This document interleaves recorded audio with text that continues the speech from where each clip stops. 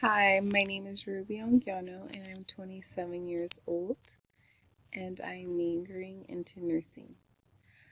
I did currently just receive my AA in medical assisting that I did through MJC, and I decided to further my education into nursing. So I am finishing up my prerequisites, and I hope to apply to the nursing program next year in 2021 if everything goes well. I also plan on to apply to another college so I could obtain a bachelor's degree as well into my major.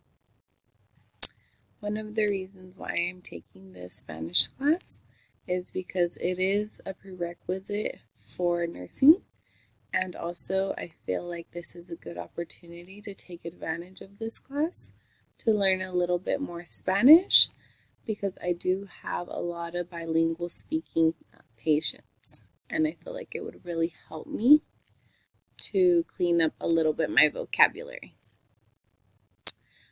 Some of the fun things I like to do on my spare time, or things I would like to share with you guys, is I do spend a lot of time with my family on the weekends, and I also have a hobby that I do during the week, which is make desserts for parties.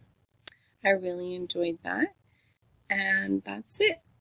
I look forward to learning more Spanish, and I look forward to doing more of these.